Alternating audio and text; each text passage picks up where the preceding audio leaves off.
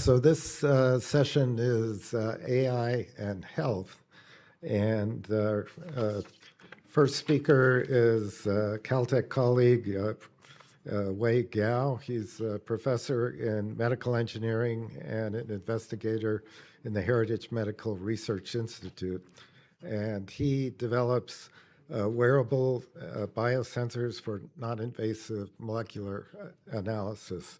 And his talk today will be body interface biosensors. Wei. Thank you very much, Richard, for the introduction. It's wonderful to have this opportunity to share our lab's recent research on body interface biosensors. So as we know, a wearable sensor can play a very important role in the digital era and in precision medicine because it can continuously collect data from our body and tell us, when coupled with AI especially, what's going on and what's going wrong with our health. But if you look at all these commercially available health monitors like Apple Watch, Fitbit, or Oura Ring, they can mainly track the physical activities or vital signs, but it cannot provide more useful information about our health at molecular level. So we think a major gap, which is also great opportunity in the field of wearable sensors, is how can we perform physiological monitoring continuously and ideally non-invasively at biomolecular level without accessing blood in this case. So in this regard, we are looking at developing different type of body interface biosensors. They can analyze in biomarkers or analyze in different type of non-invasively accessible biofluids, such as human sweat, interstitial fluid, wound extrudated, exhaled breast condensate, and GI fluid. Our goal is that when we collect larger sets of data using such body interface sensors, these data are not previously accessible. This can enable health monitoring, disease diagnosis, and especially toward preventive care. If we couple this with the existing physical data collection AI, this will enable numerous fundamental and clinical investigations. Actually, over the past few years, we also have written several review articles to discuss our vision in this direction. If you have interest, you can read this in more detail. Actually, the first fluid we are looking at, actually primarily over the past 10 years, is human sweat. We are essentially sweating all the time. Now I'm also sweating, feel like after drinking coffee. So our sweat contains actually a very rich biomolecular information. For example, a variety of electrolytes, metabolites, different type of nutrients, including over 30 amino acids, different type of vitamins. And actually, we have identified over 300 proteins from human skin. And there are a bunch of different type of peptide, hormone, and substances, such as heavy metals and drugs. So back to 10 years ago, while I was still a postdoc, we presented a fully integrated wearable sensor that can conduct in situ sweat analysis. Actually, this system can real-time and continuously monitor glucose, lactate, sodium, potassium, along with the skin temperature. So this can conduct on-site signal conditioning, processing, and wireless transmission. Or eventually, the data can be sent to the cell phone through Bluetooth and displayed on the custom-developed cell phone app. In this case, you can imagine we can collect data from our physical activities daily in this case. This work has been cited over 5,000 times already in less than 10 years. As you can imagine, many researchers are working in this field already. Tremendous progress have been made. Actually, at Caltech, over the past 80 years, my lab have been focusing on trying to bridge in the remaining gaps.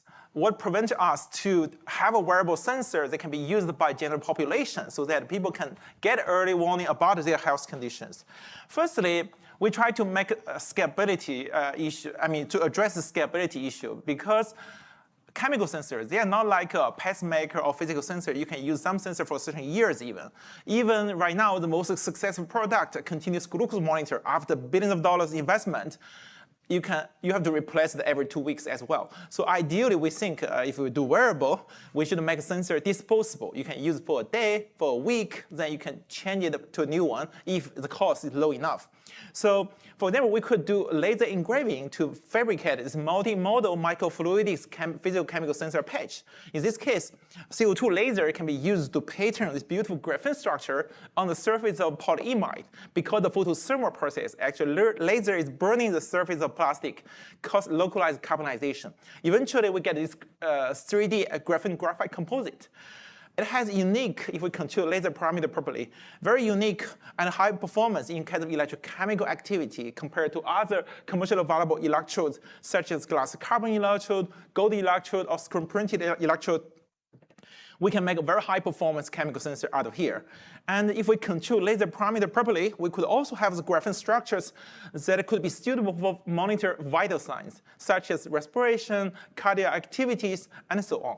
Last but not least, we can use laser to pattern microfluidics. So why we need microfluidics? Because when we do the real-time analysis, people always ask, oh, what if when new sweat come out, it mixes with old sweat? And what if sweat evaporates? How can you get a real-time accurate information, right? With a simple microfluidics and sensor sit inside, as you can imagine, when new sweat come out, it will push away the old sweat. And the sensor will always analyze fresh one because sweat gland is the actual pump. So because the sensing process is done in the microfluidics, we have minimal influence from evaporation. So our student Isabella, because of his work, received the Forbes 30 under 30 in science as well. So we could do not only laser engraving, but also printing. A simple example could be inkjet printing. So we are using inkjet printing in the office setting, coupled with the color inks to print documents. So in this case, we know that different materials can be preferred for detecting certain type of compound because the unique nanomaterials have very unique properties depending on the material and target. So in this case, we could do inkjet printing with custom developed nanomaterial inks. In this case, we can make our own inks, custom inks made of silver nanoparticle, carbon nanodots, gold nanoparticle, carbon nanotube, graphene oxides, silver nanowire, morph, MXing, or even encapsulation material. So you just need to print different material at different location by programming from the computer. You could have this physical chemical sensing electronic skin patch that can be used for human-machine interaction as well as for multimodal wearable sensing. So we have done different type of printing already. Not only inkjet printing, we could do screen printing and even roll-to-roll printing coupled with VTT. We have, in collaboration with much larger scale, we can print our sensors. The next challenge we often face also, since we're doing sweat sensing, where can we get a sweat? Not everyone all the time have a lot of sweat, right? When we do vigorous exercise or on the heat exposure, we know we are sweating a lot. But you know, in the office setting, when you're sleeping, and in many clinical settings, people don't usually sweat as much or not as consistently as at least. How can we get a sweat is a critical bottleneck to make sure this device can be used by general people, right? So we learned from literature that there is a process called iontophoresis, which is widely used in the clinical setting for standard sweat tests, which is the gold standard right now for cystic fibrosis diagnosis. So it's an FDA-approved device, but you see this device, by applying a small current between these two electrodes, we can transdermally deliver a certain drug molecule. Could be pyrrolocarbon, methacholine, acetylcholine, or carbaco below the skin. Actually, clinically, people use pyrrolocarbon. So by deliver pyrrolocarbon below the skin, it can bind to sweat gland, muscarinic receptor. They can stimulate the sweat gland, trigger localized sweating. Then the doctor could use this collector to collect sweat, then send out this sweat sample to analyzing chloride, which is a standard, as I said, for cystic fibrosis diagnosis. This is widely used in the infants already, so it's pretty safe in general. But again, it's not perfect. We have to apply a relatively high current, 1 to 1.5 milliampere. It's safe, but you can feel it. So, and sweating process could last only around 1 hour in general if you use pyrrolocarbon. So our solution is we can develop a newer generation of this miniaturized wearable system having an iontophoresis module on board. On our laser engraved graphene electrode, we can coat this electrode with a thin hydrogel loaded with a drug called carbaco.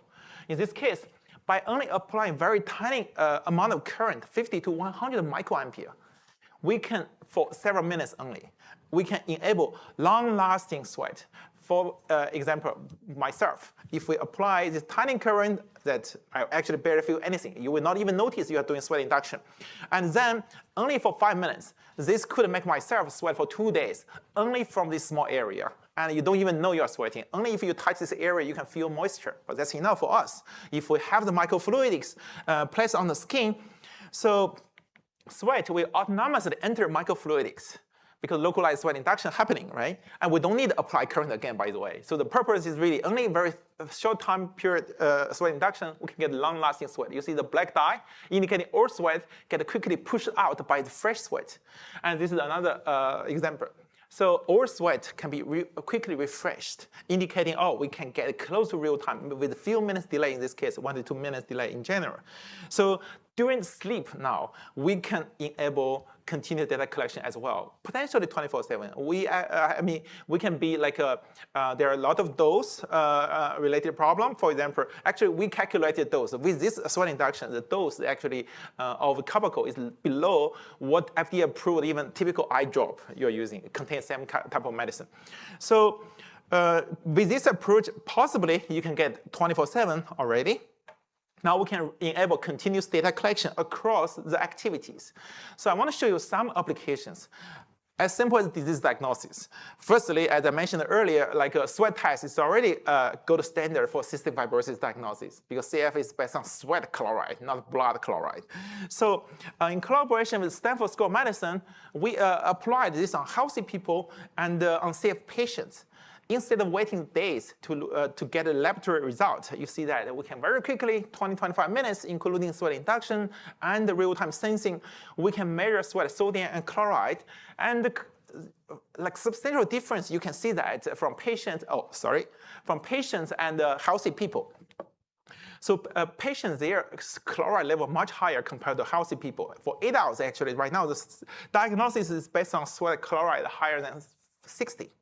So for infants, it's actually 40. So in general, you can clearly see a difference indicating, oh, this sensor can be used for screening or diagnosing CF. But you can argue, for diagnosis, I don't need everyday wear a sensor, right? Just one time is sufficient already. The actual use of wearable sensor is really monitoring, preventive care, we believe. So get us early warning before we develop more severe health conditions. That's why one of the main focus in our lab is applying the sensor to look at metabolic disorders. One example is gout. So gout is the inflammatory arthritis affecting tens of millions of people around the world. Actually, my brother has gout as well. As gout patients, it's quite painful for them if they like to eat red meat, shellfish, or drinking beer, because too high pure intake will increase the uric acid level in the body, and uric acid could crystallize near the joint, triggering tremendous pain in general. In this case, you can imagine if we could monitor uric acid using a wearable sensor, this can be very helpful for healthy people, minimize the chance for developing gout by maintaining a healthy lifestyle. For gout patients, this could give them real-time feedback, can personalize their diet to avoid a gut attack. They can still eat some certain type of pure diet, but to avoid gut attack. For patients who are on medication, many patients eat allopurinol to lower uric acid level. This can be very helpful for realizing drug dose personalization or simply improve drug adherences. So in healthy people, we see that after pure-rich diet intake, uric acid levels increases in both sweat and blood. And in patients with gout, their uric acid levels are much higher in both blood and sweat compared to healthy people. And we got pretty good correlation between sweat and blood uric acid as well. So this indicating, oh, this can be a very attractive, non-invasive way to realize non-invasive gout management. So this has been in collaboration with the UCLA Medical Center. So what we are interested in, even uric acid is very important for gout. It's not only important for gout, but also important for renal disease, cardiovascular, even diabetes. But uric acid is only one of the important biomarkers. Our body contains many important circulating metabolites and nutrients. So for example, amino acid. We have 9 essential amino acids in our body. Each one play a vital role. That's why they're called essential amino acid, right? So we have different type of vitamin, lipids, and so on. Those are all very important for our health. And one important vision for realized precision nutrition is we need to know our nutritional status better. Can we track our nutritional status by monitor our nutrition levels or metabolite levels, right? Many of these important targets, they are not easy to detect, in fact. Some sensors, you can develop sensor like you develop glucose sensor. Using enzymatic sensor, glucose oxidase, very similar like a mechanism, you can have a sensor.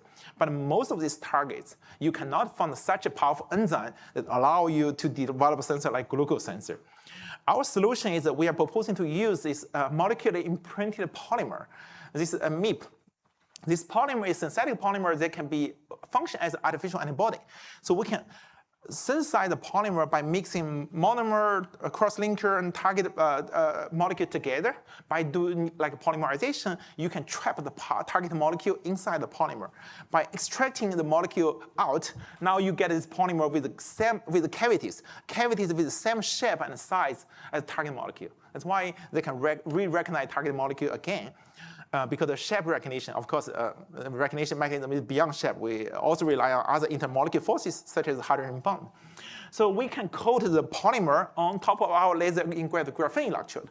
The polymer is target recognition like an element. And to transduce the target recognition into measurable signal, we also incorporated the thin film of Prussian blue redox probe nanoparticle film. If target bound to the polymer, it will fill the cavity. The target molecule will fill the cavity. That will impede the access of body fluid electrolyte to your redox probe. In this case, will influence your redox signal change. By quantifying redox signal change, you can back calculate the target concentration. Using this approach, we could realize continuous monitoring of every single type of essential amino acid and many different types of vitamin, lipids, and even therapeutic drugs. You may argue, from beginning I talked about mass production. Now you're talking about the synthesized nanoparticle on top of graphene, synthesized polymer on top of the nanoparticle. Seems like more manual steps get involved, makes the entire process maybe not very scalable anymore. To address this problem, we propose a newer solution to simplify the process. In this case, we are proposing a nanoparticle. A nanoparticle is core shell structure. The inner core, you can prepare this nanoparticle in a solution, in bulk. Large quantity of nanoparticle can be synthesized at once. The nanoparticle has an inner core made of redox probe. This could be Prussian blue or Prussian blue analogs. We realize that Prussian blue analog, especially nickel at CF, give us high stability in biological fluid. Prussian blue itself is not. In this core, give us very stable electrochemical signal transduction. Even among Sarandon cycles, it gives us very stable signal. This gives us a signal transduction. And this particle has an outer shell made of molecular printed polymer. This is target recognition. So this single nanoparticle have built-in target recognition and signal transduction mechanism. Altogether, through one-step prior printing now, you can have this scalable sensor available already. You can apply this to monitor nutrients, metabolites, vitamin, in this case, or even therapeutic drugs. Actually, working together with the City of Hope, we have applied this to monitor therapeutic drugs. You know, like for many procedures, especially in this case, we apply this in cancer patients like chemotherapy, especially cell transplant patients who receive the immunosuppressant. And many drugs, you know, if your drug level is very high, it can cause strong side effect that could kill the patient possibly. If the drug level is too low, the patient will not get effective treatment. That's why for many drugs with a very narrow therapeutic window, means drug not too high, not too low, fall in a certain range, called therapeutic window. For many drugs with a very narrow therapeutic window, we need to do therapeutic drug monitoring. That's why patients have to come to the clinic to take blood draw and waiting for days to get the results from the laboratory test. You can imagine, after a few days, you know your drug level a few days ago. It's not very practical. You cannot keep taking blood draw easily. That's why if you could have a wearable sensor, allow people remotely monitor the drug level, the physician will get information or patient will get information. It is potential, it's possible in this case to realize dose personalization. So we have evaluated 3 anti-cancer drugs here, cyclophosphamide, bisulfan, and mycophenolic acid. We have evaluated this in cancer patients at City of Hope. We observed a very similar trend between sweat and blood drug levels. So another very important application for wearable sensor we have been trying for years actually to look at stress response and mental health. And we know that stress is very important, is related to many different types of health conditions, and nearly 90% of diseases are stress related. But again, even stress is so important, it's very hard to measure. So right now, gold standard is still based on questionnaires. It is not only subjective, but hard to implement in many scenarios. So that's why we want to build a device that can tell people the stress response or like assess stress response, tell people stress level, anxiety level. So the first thing coming to our mind, we're thinking, oh, what are the well-known stress biomarkers? Well, out of galvanic skin response, heart rate, those are well-known ones. And among biomolecule side, cortisol is always coming out because it's a very famous stress hormone. But in fact, our stress hormones not only include cortisol, but also adrenaline, noradrenaline. There are several very important stress hormones that play a very important role and different roles as well. For example, adrenaline and noradrenaline is more reflective of the fight-or-flight response. Very acute response. They respond faster than cortisol, while cortisol responds more chronic way. Your body, after after a certain time, cortisol starts to, you see obvious changes. So if we could monitor multiplex, in this case, do multiplex sensing of several stress hormones together, we could get more meaningful information. So we designed the sensor patch. In this case, have different reservoirs. We apply antibody. Antibody, if they recognize target, it's very hard to separate them. It's hard to do continuous monitoring. Our strategy is actually we have 3 sensors in the same reservoir. When sweat come out, it will start to fill the first reservoir. Then the sensor will analyze these 3 hormones together. Then after the first reservoir get filled, because of a capillary effect, we designed the capillary bursting valve. Then the sweat will start to fill the second reservoir. Then you get a second measurement. Through this sequential measurement, we can get dynamic hormone information. And we observed a very good correlation between sweat and blood as well.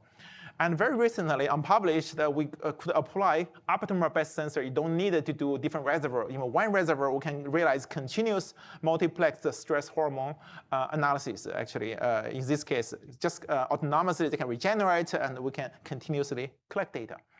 And you may argue, oh, even I know my stress hormone information, I still don't know my stress level. So can you tell me exactly how much stress I have, how to quantify the stress, right? So as I mentioned earlier, if we could collect a larger set of data from our body, we know our physiological status better as well. And because we have developed a lot of biochemical sensor, and we could also develop a lot of biophysical sensor, many are already available commercially. If we couple physical data collection with chemical data collection, we get more comprehensive information about our health. And especially in this case, AI could play a very important role. AI could help us decode the inherent correlation between the biomarker with your stress response level. By using machine learning, we can classify different type of stress or like stress response. Doing the stress response assessment, one of the outcomes could be a state anxiety level, for example. So we, using a single patch, in this case, we integrated 9 different type of sensors, including 3 biophysical sensors. Biophysical sensors, these are all well-known stress biomarker monitor, including galvanic skin response, like skin temperature, and pulse waveform, so that you can extract heart rate variability, and even possibly blood pressure. So we also incorporated 6 biochemical sensors. Among the chemical sensors, I just want to mention one. Many people may not know glucose itself is a very strong stress biomarker. So if you have experienced stress, glucose level quickly increase as well. So we made our sensor to be very stable through different material and chemistry innovation. In this case, throughout the day and night, you can continuously track this biomolecular information and biophysical information. Have this multimodal data collected using this multimodal wearable patch. By using a different laboratory training, we try to apply in a controlled environment different type of stressors. For example, ask our subjects put the hand into ice water. It's called a pressure test, give people stress. Actually pain along with stress as well. And we also ask our subject to play a VR game. In this case, introduce stress as well. And last but not least, we can ask our participants to do vigorous exercise. In this case, exercise introduce stress to our body as well. We can continuously collect multimodal data by using machine learning. You can classify whether subjects under stress and which type of stressor has been applied.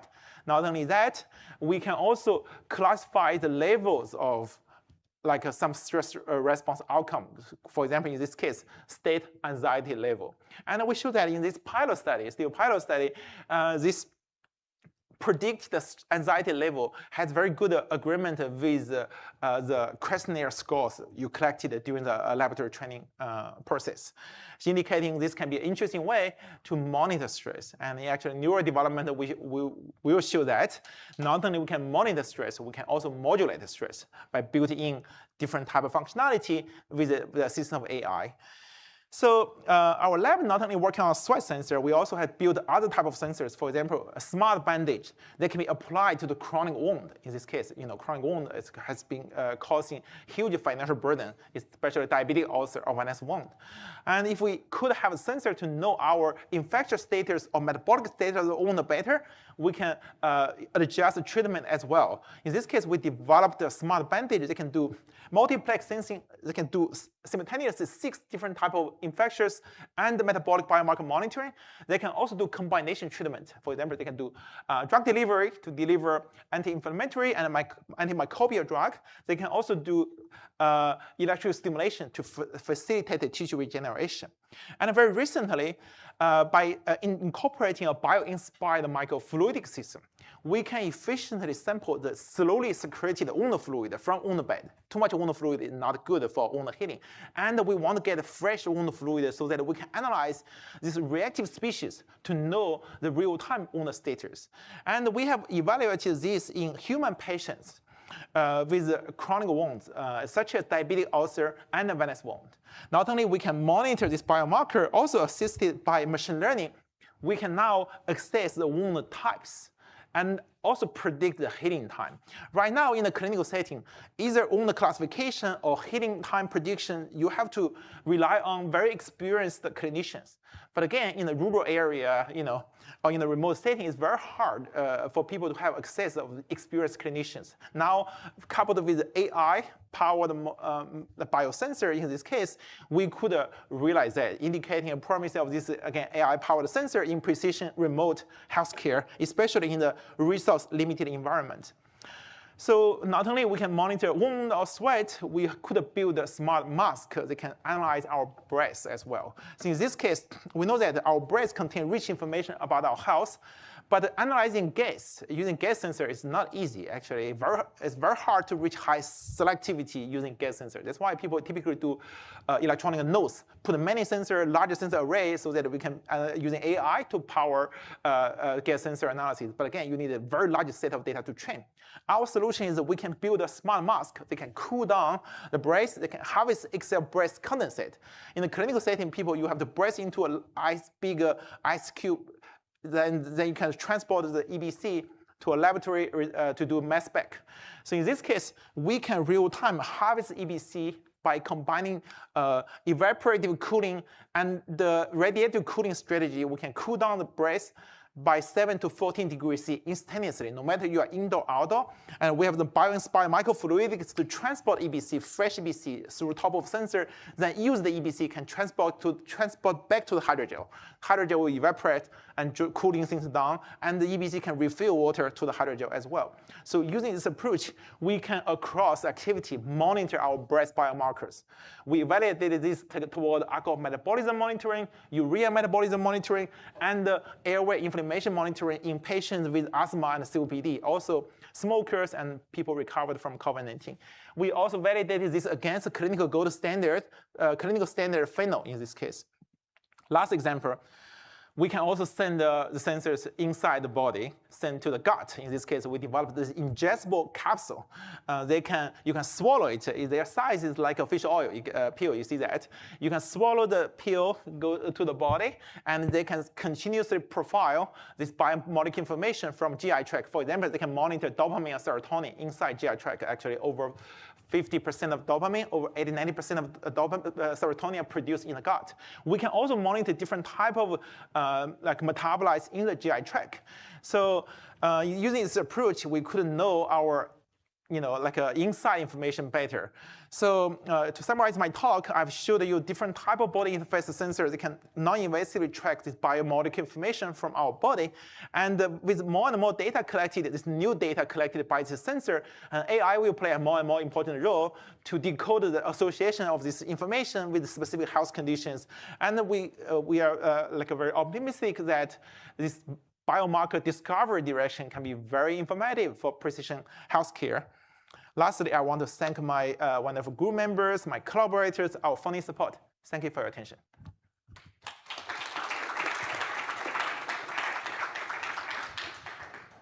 So we have time for a couple questions.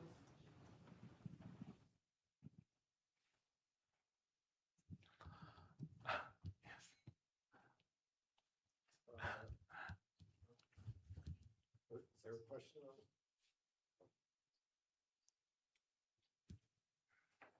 Oh, okay. Good. Finished right on time. Yeah. Thank you very much.